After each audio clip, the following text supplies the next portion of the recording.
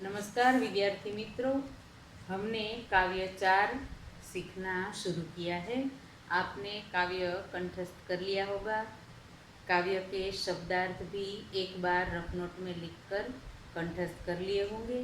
काव्य भी आपने रफ नोट में लिखा ही होगा। ठीक है, अब काव्य समझते हैं। तो कुछ एक पंक्तियां हमने समझ ली है। कौन सी है पंक्तियां, जरा फिर से एक बार पुनरावर्तन कर लेते हैं। तो कवि श्री द्वारिका प्रसाद माहेश्वरी जी भारतवासियों को, भारत के युवानों को, भारत के सपूतों को जागरूक होने के लिए कह रहे हैं। और अब गुलामी दूर हो गई है, भारत देश आज़ाद हो गया है, तो फिर से नया निर्माण करने के लिए कह रहे हैं। क्योंकि अब गुलामी दूर हुई है और देश आज़ाद हो गया है, तो देश में नई सुबह है, नई नई बात है और नई नई आशाएं हैं, उमंगे हैं, तरंगे हैं। और युगों युगों से देश गुलामी की पकड़ में था, गुलाम था, तो उस गुलामी से हमें मुक्ति मिली है। और उस मुक्ति को हम बहुत सुंदर तरीके से, बहुत आनंद से अपने जीवन में अनुभव कर सके, इसके लिए देश के युवाओं को नवनिर्माण करने के लिए कहा है, सबको जागृत करने के लिए कहा है और सभी को अपने मन में नया उत्साह भरने के लिए कहा है। ठीक है, अब इसके आगे की पंक्तियां, तो डाल डाल पर बैठ विहग कुछ नए स्वरों में गाते हैं। कवि कहते हैं कि पेड़ों की सभी डालियों पर पक्षी बैठे हैं और पक्षी नए नए स्वरों में, आनंद से, नए स्वरों में कुछ गाना, यानी पक्षी आनंद से कुछ गा रहे हैं। पक्षी भी, कुदरत भी, प्रकृति भी मानो मुक्ति की सांस ले रही है, गुलामी से दूर होकर आज़ादी की सांस ले रही है, ऐसा लगता है। पूरी प्रकृति, पूरी कुदरत इस आज़ादी का आनंद मना रही है, इस तरह का वर्णन किया गया है। क्या कहा है, तो डाल डाल पर बैठ विहग कुछ, विहग मानी पक्षी, तो सभी डालियों पर, पेड़ों की डालियों पर पक्षी बैठे हैं और नए स्वरों में आनंदित होकर गा रहे हैं, आनंद से गा रहे हैं, मीठा कलशोर कर रहे हैं, गुनगुन गुनगुन करते भंवरे मस्त उधर मंडराते हैं। तो पक्षी गा रहे हैं और साथ में भंवरे भी मस्त होकर, आनंदित होकर वहाँ मंडराते हैं। मंडराना यानी घूमना। तो भंवरे किस तरह घूमते हैं, उड़ते उड़ते घूमते, तो भंवरे भी गुनगुन करते, गूंजते हुए उधर आनंदित होकर मंडरा रहे हैं। नवयुग की नूतन वीणा में नया राग नव गान भरो।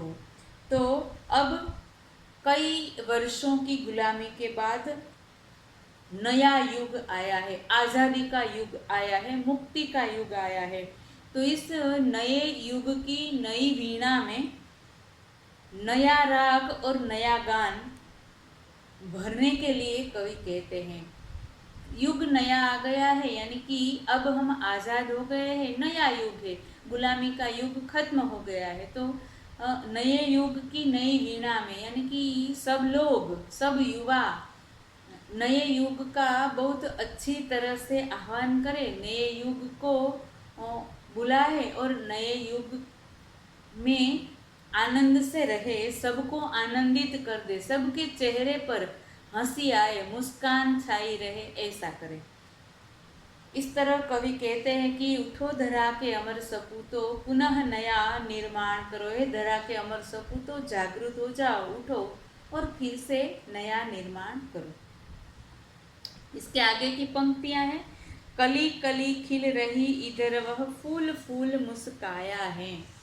तो सभी जगह सभी कलियां खिल रही है और कलियां खिलकर फूल बन गई है और प्रत्येक फूल, सभी फूल मुस्कुरा रहे हैं। फूल भी आनंदित होकर हंस रहे हैं, ऐसा लगता है, क्योंकि कवि ने पूरी प्रकृति को आज़ादी में आनंदित होकर खिलते, आनंदित होते देखा, ऐसा वर्णन किया है। तो सभी कलियां खिल रही है और कलियां खिलकर फूल बन गई है और सभी फूल मुस्कुरा रहे हैं। क्यों?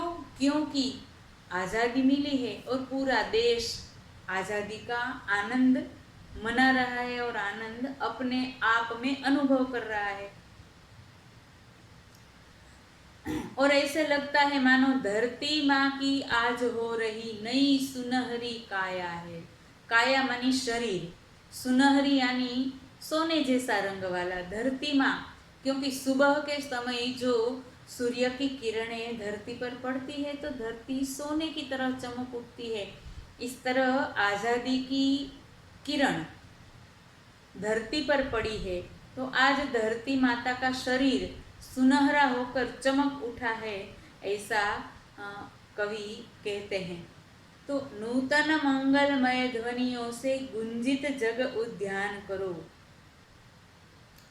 तो अपने नए नए मंगलमय ध्वनियों से, ध्वनि मानी वाणी, अपनी नई मंगलमय वाणी से, ध्वनि आवाज, वाणी, अपनी मंगलमय, मंगल यानी कि शुभ, अच्छी, मंगलमय वाणी से इस जग रूपी उद्यान को, उद्यान मानी बाग, ये जगत है ईश्वर का बाग है ऐसा हम कहते हैं, तो जगत रूपी बाग को गुंजित कर दो, गुंजता हुआ कर दो, ऐसा कवि कहते हैं।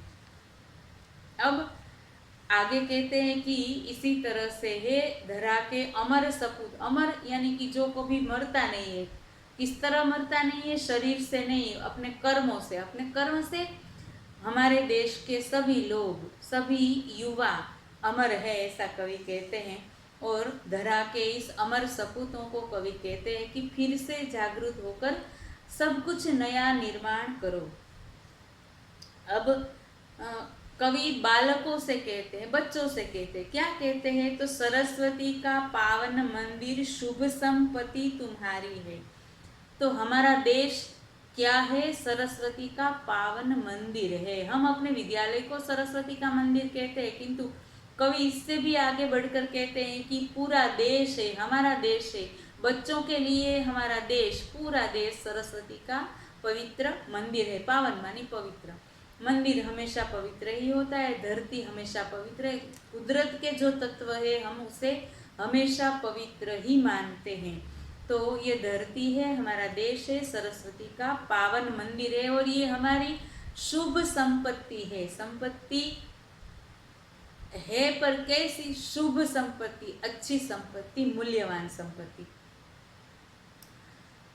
तो कवि कहते हैं कि ये धरती, हमारा देश क्या है? सरस्वती का पवित्र मंदिर है और हमारे लिए यह हमारी शुभ संपत्ति है। सिर्फ मंदिर नहीं, तो हमारी जो विद्या है, हम ज्ञान जो प्राप्त करते हैं, ये हमारे लिए, बालकों के लिए, विद्यार्थियों के लिए संपत्ति है। हमारी संपत्ति कौन सी है? विद्यार्थियों की संपत्ति विद्या है। तो ये देश, हमारा देश सरस्वती का पावन मंदिर है और हमारे लिए इस सरस्वती के पावन मंदिर की जो हम आराधना करते हैं, सरस्वती की आराधना क्या है? तो ज्ञान प्राप्त करना, ये सरस्वती की आराधना है और ये हमारे लिए शुभ संपत्ति है।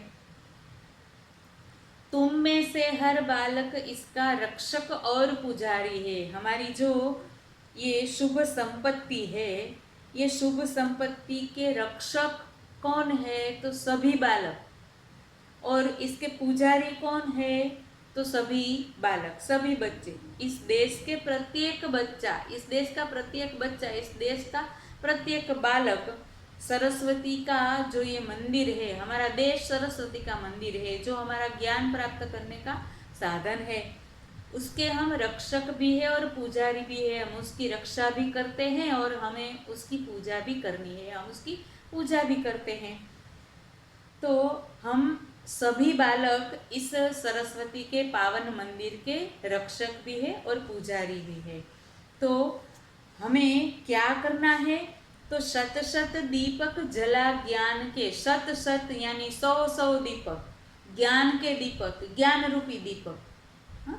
तो हमें ज्ञान रूपी 100 दीपक जलाकर नए युग का आह्वान करना है। आह्वान करना क्या है? तो आह्वान करना यानी नए युग को बुलाना, नए युग को पुकारना। तो हमें 100 ज्ञान रूपी दीपक जलाने। कैसे दीपक जलाएं? तो सभी बच्चे ज्ञान रूपी दीपक जलाएंगे तो सभी बच्चे ज्ञान प्राप्त करेंगे, तो कितने 100 ज्ञान के दीपक प्रकाशित हो उठेंगे, और ज्ञान के दीपक प्रकाशित हो उठेंगे तो नए युग का आह्वान होगा, नए युग को हम बुलाएंगे।